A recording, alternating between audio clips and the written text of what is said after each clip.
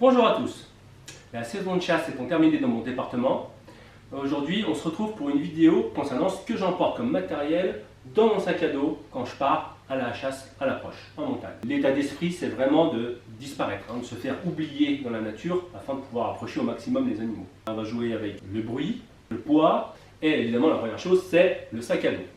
Ici j'ai deux modèles, j'en ai un qui passe de 45 litres à 90 litres. Ça permet de mettre un chamois entier dedans, plus du matériel, comme vous avez pu le voir, en fait c'est le sac que j'utilise sur la première vidéo que j'ai postée sur ma chaîne. Le but est vraiment d'avoir un sac qui vous permet de pouvoir porter l'animal dans des zones difficiles. Quand je pars à la chasse avec un guide, j'utilise ce sac qui fait 25 litres, mais qui est très bien organisé, parce qu'il a plusieurs poches, c'est exactement où vont les choses.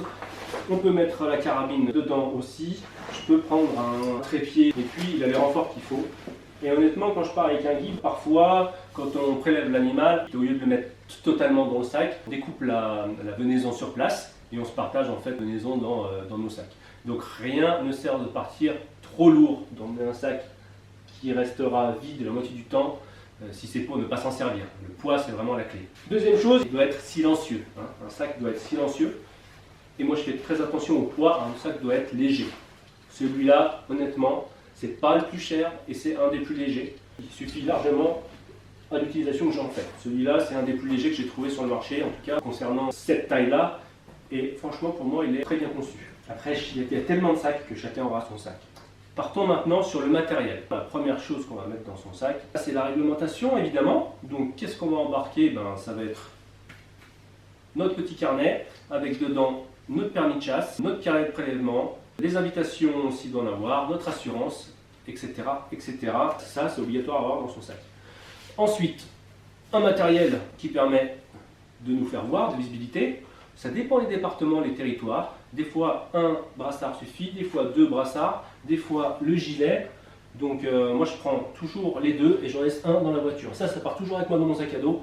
Et ça, parfois, si c'est pas nécessaire, je le laisse dans la voiture. La deuxième chose, étant donné qu'on passe énormément de temps à observer dans la chasse à l'approche, ça va être une paire de jumelles.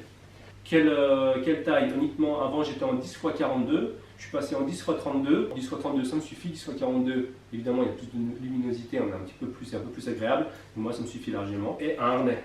Le harnais c'est vraiment obligatoire, donc ça en fait c'est un harnais, vous mettez ça comme un sac à dos, et puis ça vient se prendre en croix dans le dos, et ça permet d'avoir un bon maintien, ça ne tire pas sur le cou tout le temps, d'avoir les mains libres, et obligatoire aussi ce petit appendice là, qui permet de pas, une fois qu'on a mis le harnais, aux jumelles de ne pas se balancer. Ça apporte un confort énorme. Franchement, je l'ai depuis cette saison seulement, je regrette de ne pas l'avoir fait avant. La paire de jumelles dispose d'un télémètre intégré. Vous pouvez très bien avoir le télémètre d'un côté et les jumelles de l'autre. Par contre, le télémètre est obligatoire afin de savoir la distance à laquelle la cible se trouve. La deuxième chose, ça fait parler beaucoup de monde, c'est autorisé. Moi, j'ai une thermique dans mon sac. Ça permet de savoir beaucoup plus rapidement s'il y a du gibier présent sur le territoire, de gagner du temps dans des situations où la visibilité est médiocre, dans des situations de brouillard ou autre. Même si on ne tire pas, si on ne va pas chasser, ça nous permet des points d'observation, de savoir s'il y a des animaux, de pouvoir les observer aux jumelles quand le brouillard passe. Ça c'est pour tout ce qui est en tout cas observation. Ensuite, le but ça va être de jouer avec les éléments. On va devoir faire attention au vent, comment on est habillé. Personnellement, je suis habillé en camouflage.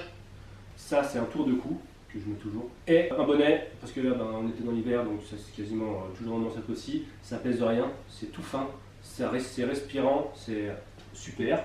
Et je mets toujours dans mon sac un tour de cou plus chaud, polaire un peu, et un bonnet plus chaud polaire, parce que quand on s'arrête et qu'il fait froid, que le vent se lève, ou qu'on est dans la neige, on est bien content d'avoir une solution de rechange qui nous tient un peu plus chaud. Une paire de gants toute légère, et ça me permet de pouvoir m'appuyer sur différents éléments sans avoir les mains pleines de boue, me couper forcément sur les arbres, sur les ronces, sur les rochers, et pas me mouiller les mains ou autre si je dois utiliser mes instruments après. Et si jamais on doit s'approcher un peu plus près, une cagoule. Pareil, ça pèse rien, ça vaut le coup de l'avoir dans le sac, parce que quand on s'approche à moins de 50 mètres, je dis que ça peut être toujours utile. Je pars toujours avec un sac backup dans ma voiture, c'est un sac de sport avec des habits chauds que je mets dessous. Et donc ça fait partie, mais ça en hiver je quasiment toujours. Une petite veste en plume d'oie, vous savez, qui est vachement compact, ça pèse rien, ça prend pas de place, on peut vraiment le compacter comme on veut. Ça vaut le coup de l'avoir parce que pareil, une fois qu'on s'arrête, qu'on arrête de marcher, sous la veste, c'est toujours agréable et ça tient très chaud. J'ai toujours aussi une paire de gants plus chaude. Pareil, quand je m'arrête, la plus longue chasse que j'ai faite de journée, c'est 10 heures dans la montagne, avec un vent très très fort. Je peux vous dire que j'étais très content d'avoir mis ça dans mon sac, d'avoir mis des gants plus chauds, quitte à superposer les couches, ce qui change entre un super moment et une journée vraiment désagréable, où on a froid, où on se gèle, et c'est pas le but. Ensuite, pour jouer avec les éléments, ce qui est très important, c'est le vent. Si le vent, l'odeur arrive, même avant que l'animal nous voit, c'est terminé. Moi j'ai ça, c'est une petite poche où dedans il y a de la poudre blanche. Voilà. Ça fait une petite fumée et ça nous indique tout de suite, qui est très très légère, le sens du vent.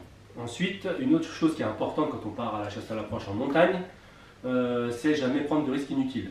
Et ça passe pour me repérer, et on est obligé de savoir où on va, on est obligé de savoir s'orienter correctement en tout cas, ou d'avoir des indices pour ça. Donc le téléphone, évidemment, il part toujours avec moi, une pleine charge, toujours. Et aussi, moi j'ai une montre qui me permet d'avoir une cartographie en fait, de savoir déjà au niveau de la santé comment ça se passe, et le GPS. Du coup, c'est une montre qui peut me donner une cartographie en fait d'où je suis, parce qu'une barre rocheuse, ça peut vite être là, et puis ne pas savoir retourner à la voiture, ça peut vite être un cauchemar aussi. Ça, pour moi, c'est une obligation à avoir, soit une montre connectée, soit une carte avec une petite boussole, ça fait aussi le boulot. Toujours une petite trousse de secours, alors il existe des plus costauds, petite trousse de secours avec un peu de gaz, avec des pansements, avec des patchs, matériel pour recoudre rapidement. Il faut avoir une petite trousse de secours avec soi. Qu'est-ce qu'on va aborder d'autre comme sujet? Les petits trucs en plus qu'on oublie, mais qui peuvent vous gâcher la journée si vous les oubliez.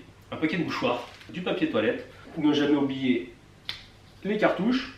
Moi j'en ai pris 3 parce que je me dis que si jamais j'ai une bague et que je tire 3 fois et que j'ouvre l'animal, je sais qu'il est temps de rentrer à la maison. Quelque chose qui m'a vraiment été utile et utilisé à chaque fois, c'est une corde ou une sangle. Soit pour quand on a prélevé un animal, pouvoir l'attacher, les pattes, les sabots, etc. Être bien compressé, qu'on puisse le mettre dans le sac sans problème. Soit parce que le terrain était accidenté et l'enlever de l'endroit en le tirant un peu où il était coincé. Soit pour le tirer, comme vous avez vu dans la dernière vidéo derrière moi, quand le terrain est endommagé. Soit pour retenir l'animal dans la descente quand vraiment, dans la neige par exemple, ça glisse trop. Enfin bref, ça j'utilise à chaque fois et ça pèse rien et ça vaut vraiment la peine de l'avoir et ça m'a servi tout le temps quoi. Une petite microfibre pour nettoyer ses optiques et autre chose à ne pas oublier c'est de l'eau. Donc avant j'avais juste une gourde. Le mieux je trouve c'est ça, hein. C'est tout bête, une poche à eau ça coûte rien, 2 litres logiquement c'est suffisant et là dedans je mets des petites pastilles d'hydratation. Moi j'utilise Hydratis, il en existe plusieurs. Ça hydrate au maximum le corps. Donc voilà, ça c'est ce qu'il y a de mieux. Tous les sacs après sont pourvus de toute façon d'un petit passage pour le tuyau, pour le camelback. Je prends toujours des barres hyper protéinées. Ça c'est juste des anti-inflammatoires au cas où j'ai une douleur quelque part. Ensuite, on peut parler de après le tir, parce que tirer ça dure une seconde, mais le respect de l'animal il continue après ça. Il nous faut un couteau. Je sais qu'il y en a beaucoup, surtout en France, qui prônent Opinel. Moi, Opinel, le seul problème, c'est que la bague ne m'assure pas assez de sécurité. Donc j'ai trouvé exactement pareil, qui s'appelle Old Beer, pour donner la marque sur ce coup-là. C'est un Opinel, sauf qu'il a une bague de sécurité. Hop. Et comme ça, je suis bloqué et je peux pas me couper les doigts, la bague ne peut pas tourner toute seule. Quelqu'un m'a dit, en fait, un couteau suffit à tout faire, et il avait totalement raison. Une paire de gants, ça permet d'avoir les mains, si c'est un animal, on ne sait jamais, un animal qui peut avoir des maladies ou autre, ça permet de se préserver de ça. Moi j'utilise aussi ça. Alors dans ma dernière chasse, j'ai utilisé pour la première fois ce que j'avais vu sur une vidéo. Qu'est-ce que c'est que ça? Alors désolé pour les âmes sensibles, c'est un éviscérateur qui permet de sortir la partie rectum de l'animal. On insère ça dans le rectum, on tourne, ça va choper, ça va prendre l'intestin, on tire, l'intestin va venir, et ensuite on coupe, on fait un nœud. J'ai utilisé la dernière fois et j'étais bien content de l'avoir. Il y a aussi une chose que je mets toujours dans mon sac à dos, c'est ça. C'est un sac, en le dépliant, on peut mettre un animal entier dedans, un chameau entier dedans, un chevreuil entier dedans. Il a également 2 poignées de chaque côté pour pouvoir le transporter, et aussi une grande lanière. Au lieu d'avoir un sac qui va prendre un petit peu trop de place, et bien celui-là il peut vous sauver. Voilà, on a déjà fait une bonne partie. Donc tout ce qu'il y a sur la table en gros qui est là, tac. Ça c'est ce que je mets toujours dans mon sac à dos quasiment. Dernière chose que je mets dans mon sac à dos, alors ça c'est la taille grande, c'est un trépied. À l'ancienne on se pose sur son sac à dos. Moi il m'est déjà arrivé d'avoir des situations où le terrain était tellement pentu que c'était impossible. On glissait en arrière, on n'avait pas d'appui par terre tellement le terrain a été incliné. En carbone déjà il est super léger et il existe à la taille moitié, donc comme je dis il est dans ma voiture. Il se déplie énormément. On met l'avant de la carabine, vous l'avez vu dans ma vidéo aussi, c'est ce que j'utilise dans la vidéo. Je mets l'avant de la carabine, l'arrière de la carabine et ça me donne une stabilité mais incroyable. On peut l'utiliser assis, à genoux et avoir vraiment une position incroyable. Ça peut aussi servir de bâton de marche. Tout ce qui est à gauche, c'est ce que je prends pas toujours. L'hiver par exemple, je vais prendre des petits crampons. D'accord, que je mets sous les chaussures, que c'est de la glace, et franchement ils font le boulot. Si on me dit que le terrain est bien difficile, il y a énormément de neige et puis c'est très abrupt, grosse paire de crampons. Autre chose que je peux prendre parfois, mais je trouve que c'est lourd, c'est une corde qui doit faire 30 mètres. C'est toujours bien soit pour tous les deux s'accrocher ensemble quand on part sur des traversées de couloirs ou autre, ou pour récupérer un animal qui est coincé quelque part, on ne peut pas y aller. Ça, je l'ai pris une seule fois, c'est un trépied, alors il est très léger, c'est un trépied en carbone, quand je prends la longue vue. Le problème du trépied et de la longue vue, c'est que ça prend de la place.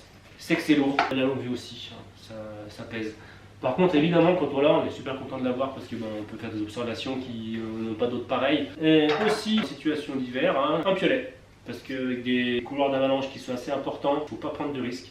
Ça pèse rien du tout. Voilà, je crois qu'on a fait à peu près le tour de tout ce que je mettais comme équipement dans mon sac à dos pour partir à la chasse à l'approche en montagne. Vraiment mettre que des choses utiles que vous allez vous servir pendant votre chasse. Tout ce matériel, c'est joli aussi, c'est bien, ça nous aide. Par contre, ce qui fera vraiment la différence, c'est vous, votre condition, votre expérience, votre capacité d'observation, votre patience, la connaissance du territoire, des animaux, votre capacité aussi à vous camoufler, à l'abri du vent. Enfin, tout ça, c'est pas le matériel qui vous l'apporte, c'est vous. Donc c'est vous qui faites votre chasse avant le matériel qui vous apporte du plus, j'ai envie de dire. À l'époque, ils chassaient tout aussi bien, si ce n'est mieux que nous. Dites-moi si vous souhaitez que je fasse d'autres vidéos sur les équipements que j'utilise pour la chasse à l'approche. J'espère que cette vidéo vous aura plu. On se voit sur la prochaine vidéo. N'oublie pas de t'abonner et d'activer la cloche. Et dis-moi en commentaire ce que tu aimerais voir dans mes prochaines vidéos.